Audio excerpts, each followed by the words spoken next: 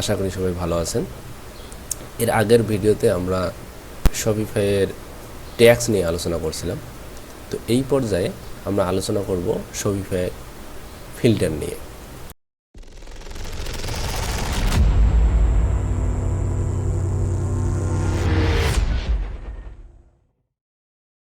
তো Shopify filters অনেক important একটা টপিক। এখান থেকে আমরা বিশেষ করে 35 to 40% আমরা শপিফাই লিকুইড সম্পর্কে জানবো, কারণ শপিফাইয়ের ফিল্টার্স নিয়ে অনেক কাজ আছে। তো আজকে আমরা শপিফাই ফিল্টার্সের অ্যারে শিখব। তো তার আগে শপিফাই ফিল্টার কিভাবে ইউজ হয় সেটা নিয়ে আমরা আলোচনা করি। শপিফাই ফিল্টার সাধারণত ইউজ হয় ডাবল কার্লি ব্রেস, এরপরে ভেরিয়েবল বা আমাদের যে ডেটা থাকবে সেই ডেটাটা, যে ডেটাটাকে আমরা ফিল্টার করতে চাই সেই ডেটাটা, এবং একটা পাইপ দিয়ে আমরা এখানে ফিল্টারের নেম ইউজ করব।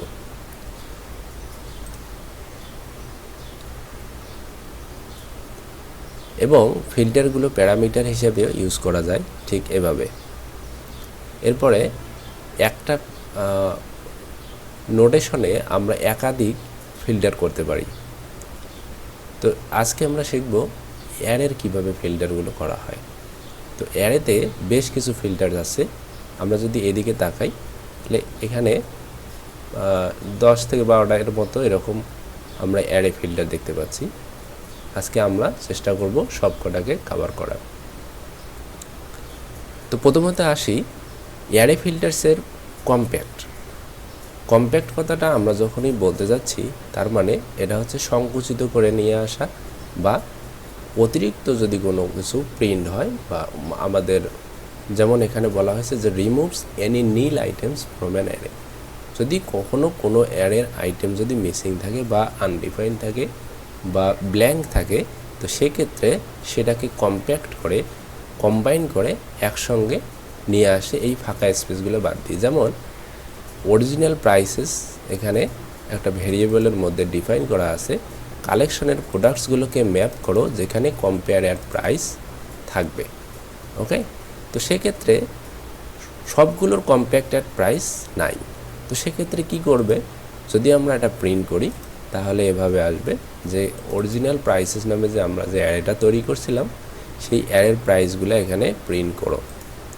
দেখা গেল সব ক্ষেত্রে এই প্রাইসটা নাই, কিছু কিছু ক্ষেত্রে আছে।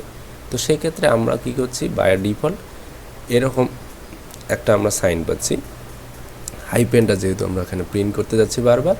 সো যদি না থাকে প্রাইসটা তাহলে হাইপেনটা প্রিন্ট হচ্ছে, এবং যদি প্রাইস থাকে তখন হাইপেন প্লাস সেই প্রাইসটা আমরা এখানে দেখতে পাচ্ছি।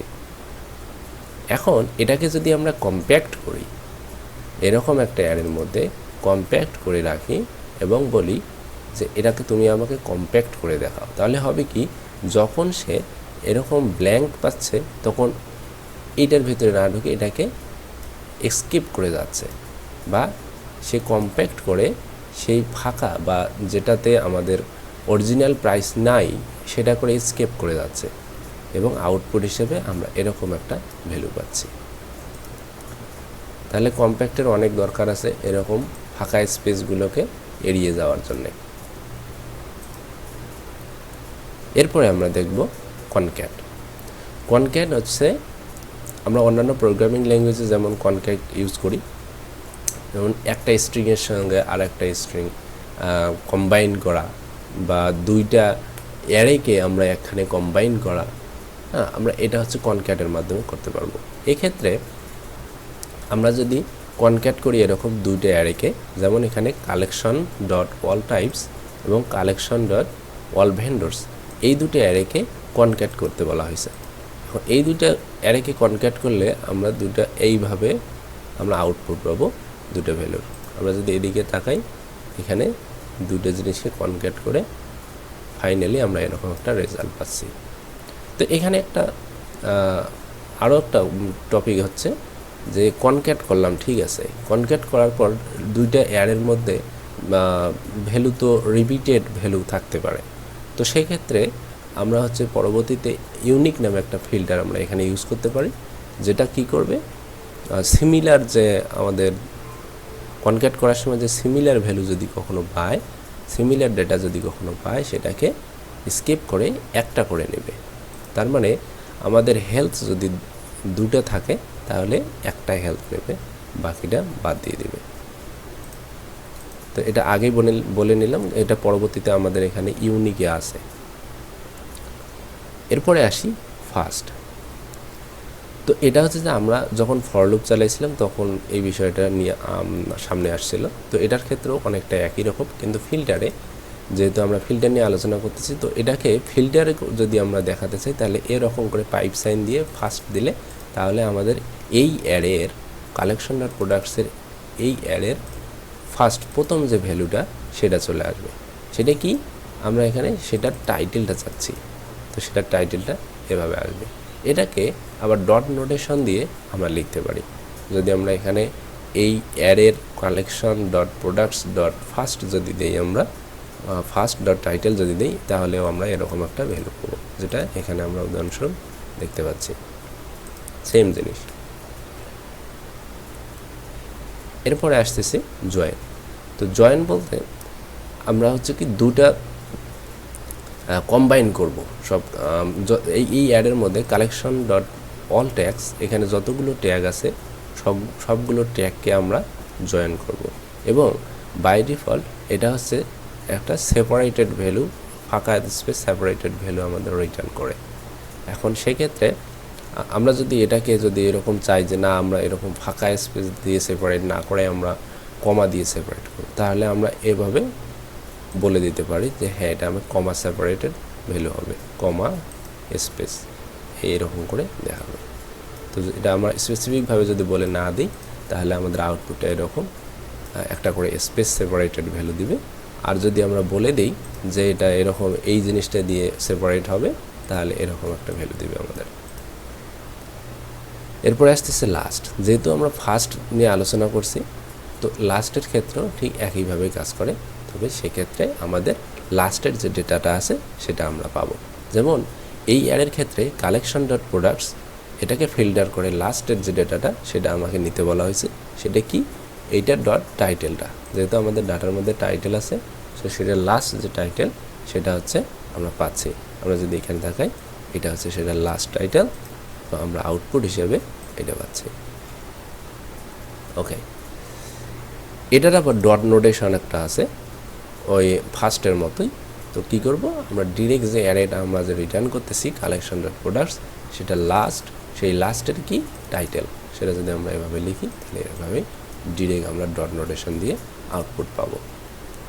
এরপরে আসতেছে ম্যাপ। তো ম্যাপ সম্পর্কে মোটামুটি আমরা যারা জাভাস্ক্রিপ্ট করছি তাদের সবার ধারণা আছে, বিশেষ করে যারা ভ্যানিলা জাভাস্ক্রিপ্ট করছেন তাদের ক্ষেত্রে। তো এটাও অনুরূপভাবে সেমভাবেই মোটামুটি সেভাবেই কাজ করে, কিন্তু এক্ষেত্রে একটু ভিন্ন। আমরা এখানে দেখতেছি যে কালেকশন ডট প্রোডাক্টস এটাকে ম্যাপ করতে বলা হয়েছে কাকে নিয়ে, টাইটেল নিয়ে। তো এটা লেখার ধরনটা একটু ভিন্ন।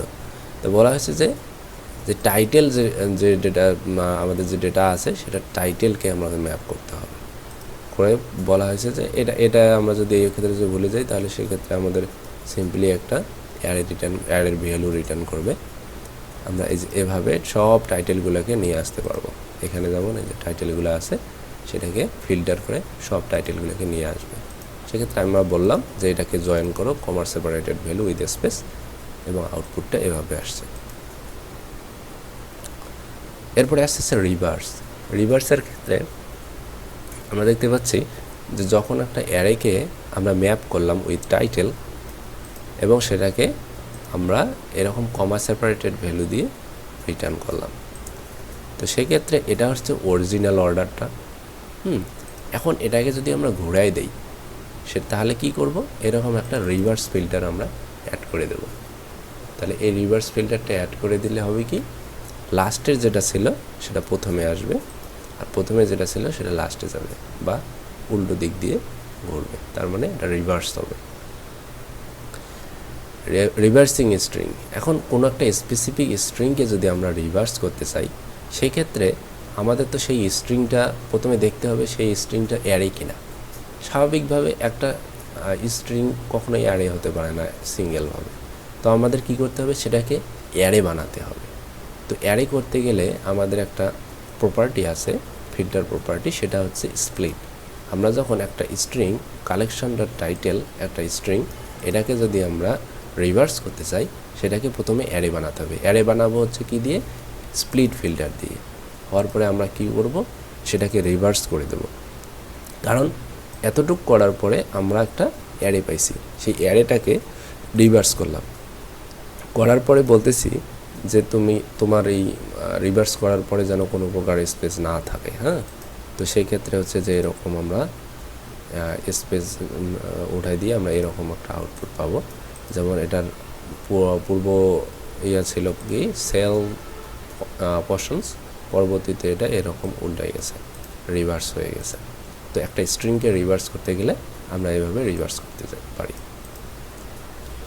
এরপরে আসতেছে সাইজ। এটা অনেক ক্ষেত্রে কাজে লাগবে। আমরা এরর হ্যান্ডেলিংয়ে বা যদি ডেটা না থেকে থাকে, মানে ডেটার সাইজ যদি গ্রেটার দেন জিরো না হয়ে থাকে, তাহলে এই ভ্যালুটা আমরা প্রিন্ট করব এখানে আউটপুট হিসেবে, অথবা আমরা একটা আউটপুট হিসেবে ওখানে বলবো যে নো ডাটা অ্যাভেলেবেল। তো সেক্ষেত্রে আমরা এভাবে একটা সাইজ নির্ধারণ করে দিতে পারি। যেমন এখানে সিম্পলি বলা হয়েছে যে কালেকশনটা টাইটেল, সেই কালেকশনের টাইটেলের সাইজ কত, সেটা হচ্ছে যে এরকম বলতেছে যে টেক্সট সাইজ হচ্ছে কত 12। তো প্রোডাক্টসের সাইজ কতগুলো প্রোডাক্ট আছে এই অ্যারের ভিতরে, তো তখন এটার সাইজ যদি আমরা বলি, তো সেই অ্যারের যে সাইজ সেটা আমাদের এখানে বলে দেবে। তার মানে আমরা স্ট্রিংয়ের সাইজও পেতে পারি, একটা অ্যারের সাইজও আমরা এখান থেকে পেতে পারি। এটাকে আবার ডট নোটেশন দিয়ে সিম্পলি আমরা কন্ডিশনও চালাতে পারি। যেমন কালেকশন.প্রোডাক্টস.সাইজ, যেমনটা একটু আগে আমরা বলছিলাম, যদি এরর হ্যান্ডেলিংয়ের ক্ষেত্রে কোনো এরর হ্যান্ডেলিংয়ের ক্ষেত্রে আমরা এটা ইউজ করতে পারি। আমি বলছি এই কন্ডিশন যদি ফুলফিল হয় তাহলে এটা দেখাবে অথবা এটা দেখাবে। ওকে, এরপরে আর একটা ইম্পর্টেন্ট জিনিস আসতেছে, সর্ট। এই অ্যারের সর্টিং আমাদের কালেকশন পেজে কাজে লাগবে। তো এটা হচ্ছে যে আমরা যখন কালেকশনের প্রোডাক্টগুলোকে সর্ট করতে যাব, তখন আমরা এই জিনিসটাকে কাজে লাগাবো। তো sorts the items in an array in case sensitive alphabetical or numeric order. মানে বোঝা যাচ্ছে যখন আমরা সর্ট ফিল্টারটা ইউজ করব, বাই ডিফল্ট সে হচ্ছে কি কেস সেন্সিটিভলি এটা আমাদেরকে দেখাবে। যেমন ক্যাপিটাল লেটারে যেগুলো থাকবে সেগুলো প্রথমে দেখাবে, এরপরে ABC এভাবে সিস্টেম করে আমাদেরকে এখানে দেখাবে। তো এটা অনেক সিম্পল, এভাবেই কাজ করে। এরপরে আসতেছে sort by an array item property. এখানে আমরা এটাকে সর্ট করতে পারি প্রাইসের ভ্যালু দিয়ে। ঠিক আছে, আমরা যদি সর্ট প্রাইস ভ্যালু এভাবে যদি আমরা দিই, সেই কালেকশনের প্রোডাক্টসের যে প্রাইস ভ্যালু সবার ছোটো বা এরকম একটা ক্রমান্বয়ে যখন আমরা এখানে প্রিন্ট করতে যাব, তখন আমরা এইভাবে বলতে পারবো যে সর্ট উইথ কি প্রাইস। তার মানে যে প্রাইসটার যে প্রোডাক্টটার প্রাইস সর্বনিম্ন সেটা তুমি আগে দেখাও, আর এভাবেই ছোটোর থেকে বড় পর্যন্ত দেখাবে। তো এই ক্ষেত্রে আমরা দেখতে পাচ্ছি যে এই প্রোডাক্টটার আমরা যদি প্রাইসের দিকে লক্ষ্য করি, সেটা হচ্ছে এইটা, এবং এটা প্রথম থেকে দেখা যাচ্ছে এটার প্রাইস হচ্ছে 0, এই জন্য এটা প্রথমে দেখাচ্ছে। এরপরে হচ্ছে এটারও 0, তারপরে আসছে কোনটা ফরেস্ট মাশরুম, এই যে এটা 0, তারপরে এটা। তার মানে জিরোগুলো যেগুলো সবার ছোটো সেগুলো আগে নেবে, তারপরে সিরিয়াল অনুযায়ী আমাদের আউটপুট দেবে। তো সেটা ক্ষেত্রে আমরা যদি প্রাইস দিয়ে যদি সর্ট করতে চাই, তাহলে এরকম করে সর্ট করতে হবে। ওকে, এটা অনেক ইম্পর্টেন্ট টপিক। আমরা সর্টিং উইথ প্রাইস, এরকম যদি ফিল্টার যখন থাকবে, তখন আমরা ওটা এইভাবে ফিল্টার করতে পারবো। এরপরে আসতেছে sort natural, sorts the items in an array in case sensitive alphabetical order. তো এক্ষেত্রে সর্ট ন্যাচারাল যদি আমরা ইউজ করি, তাহলে এরকম আমরা একটা ভ্যালু পাবো, যেখানে কি কালেকশনের অল ট্যাক্স সর্ট ন্যাচারাল, তাহলে এই যে আমরা এরকম অ্যালফাবেটিক্যালি আমরা এটা পাবো। কিন্তু এখানে একটা জিনিস জানার বিষয় আছে, সেটা হচ্ছে এটা শুধু স্ট্রিংয়ের ভ্যালুগুলোকে আমরা সর্ট করার জন্য ইউজ করব। এটা একটা কৌশল এখানে বলে দেওয়া আছে। যদি এটা নিউমেরিক ভ্যালুস হয়, তাহলে কিন্তু এই সর্টটা আমাদের হবে না। সেক্ষেত্রে একটা আনএক্সপেক্টেড রেজাল্ট আসতে পারে, যেটা আমরা আশা করছিলাম সেটা আসবে না। রেজাল্ট আসবে বাট আনএক্সপেক্টেড হবে। এই যে এখানে বলে দিচ্ছে যে এটা আনএক্সপেক্টেড রেজাল্ট হতে পারে। তার মানে শুধুমাত্র আমরা কনফার্ম হয়ে এই শর্ট ন্যাচারালটা ইউজ করব, তার মানে আমরা নিশ্চিত যে আমরা যেটা শর্ট করতেছি সেটা হচ্ছে স্ট্রিংয়ে রিটার্ন করবে। ওকে ওকে শর্ট ন্যাচারালটাকে আমরা আবার স্পেসিফিক একটা এখানে অ্যাডের ভ্যালু দিয়ে আমরা এখানে প্রপার্টি দিয়ে আমরা এখানে আবার শর্ট করতে পারি। যে এখানে যেমন টাইটেলকে দিয়ে শর্ট ন্যাচারাল করা হয়েছে, তো বেসিক্যালি টাইটেলগুলো সাধারণত স্ট্রিংয়ে হয়ে থাকে, তো সেক্ষেত্রে আমরা এভাবে শর্ট করতে পারি। এরপরে আমরা এর আগে আলোচনা করছিলাম ইউনিক নিয়ে। ওকে এখানে একটা অ্যারে দেওয়া হয়েছে, যে অ্যারের মধ্যে আমাদের দেখা যাচ্ছে যে হেলথ, ইনভিজিবিলিটি দুটো করে, তো সেক্ষেত্রে আমরা এটাকে প্রথমে স্প্লিট করে অ্যারে করে নিলাম। অ্যারে হয়ে যাওয়ার পরে আমরা এটাকে কি করলাম, ইউনিক নামে একটা ফিল্টার অ্যাড করে দিলাম। দেওয়ার ফলে কি হয়েছে, প্রতিটা এখানে যেমন এখানে ডেটা ছিল 1 2 3 4 5টা, হয়ে গেল 3টা, কারণ ইনভিজিবিলিটি এবং হেলথ এই দুটো করে আছে, তো এটার একটা নেবে, এটার একটা নেবে, তারপরে আর একটা হচ্ছে যে এটা নেবে। সো এখানে আমরা পাবো আউটপুট হিসেবে। তো এটা জিনিসটা অনেকটা কুল, যে আমাদের এখানে কপি হচ্ছে না বা ডুপ্লিকেট হচ্ছে না। তার মানে আমরা সিম্পলি ইউনিক ফিল্টারটা আমরা এখানে ইউজ করলে একটা সুন্দর আউটপুট হিসেবে আমরা এখানে পাচ্ছি, এরকম একটা আউটপুট পাচ্ছি। এরপর আরেকটা সুন্দর জিনিস সেটা হচ্ছে যে হোয়ার। এটা যখন আমরা দেখতেছি, তার মানে আমরা একটা কন্ডিশনাল মেথডের মতো আমরা এখানে পাস করতে পারতেছি। যেমনটা এখানে দেখা যাচ্ছে যে কালেকশন ডট প্রোডাক্টসের বলতেছি যেখানে ভেন্ডর নেম এটা, সেটা করে আমার তুমি আউটপুট দাও। তার মানে শুধুমাত্র ভেন্ডর নেম এটা, এই টেক্সটটা যেখানে যে ভেন্ডরের নাম আছে সেটা করে আমরা এখানে আউটপুট পাচ্ছি। ব্যাপারটা অনেক কুল। এটা আমরা ফিল্টার বাই ভেন্ডর, এটা ইউজ করে আমরা করতে পারবো। এরপরে আসতেছে filter for Boolean properties with a true value. যেমনটা এখানে আমরা এভাবে ভেন্ডর ধরে এরকম করে আমরা রিটার্ন করলাম, তো এটার একটা এরকম করে একটা প্রপার্টি ভ্যালু আমরা দিছি।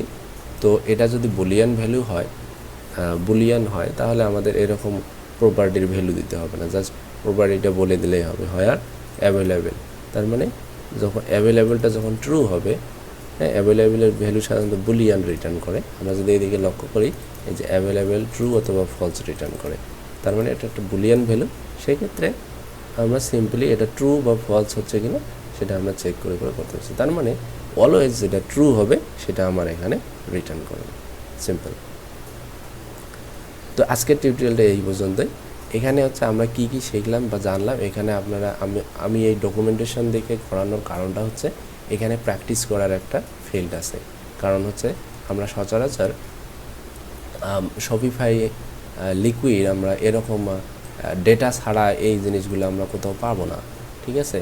আমরা যদি এটা এইভাবে প্র্যাকটিস করতে যাই, তাহলে আমাদের ওই যে স্প্লিট দিয়ে অ্যারে বানায়া তারপরে করতে হবে, বা আমরা নির্দিষ্ট কোনো এভাবে অবজেক্ট পাবো না, বা এরকম অবজেক্ট বানায়ও আমরা হুট করে আমরা এভাবে কল করলে এখানে পাবো না। তো এই বিষয়গুলোকে খেয়াল রেখে আমি হচ্ছে শপিফাইয়ের ডকুমেন্টেশন, যেটা অরিজিনাল ডকুমেন্টেশন, সেখান থেকে আমি শেখানোর ট্রাই করতেছি। কেননা পরবর্তীতে আমাদের এই জায়গাটায় কাজে আসবে, যে কোথায় কোন জিনিস আছে, আমরা এখানে ডিরেক্ট এখানে এসে যদি সার্চ করি তাহলে আমরা যেন পেয়ে যাই, আর কোথাও যেন যাওয়া না লাগে। তো বেস্ট ওয়ে হচ্ছে অফিসিয়াল ডকুমেন্টেশন দেখে প্র্যাকটিস করা, সেক্ষেত্রে আমাদের এইটা খুবই কাজে আসবে। তো এই জন্যই আমি হচ্ছে যে শপিফাইয়ের লিকুইডের যে অরিজিনাল ডকুমেন্টেশনটা সেটা ফলো করার চেষ্টা করছি। আশা করি আজকের টিউটোরিয়ালটা সবার উপকারে আসবে, এবং যারা এর আগের ভিডিওগুলো মিস করছেন তারা আসলে ওই ভিডিওগুলো না দেখে ডিরেক্ট এখানে আসাটা ঠিক হবে না। আমি আশা করব যে ওই ভিডিওগুলো আপনারা সবাই দেখে তারপরে এই পর্যন্ত এসেছেন। সকলকে ধন্যবাদ সাথে থাকার জন্য।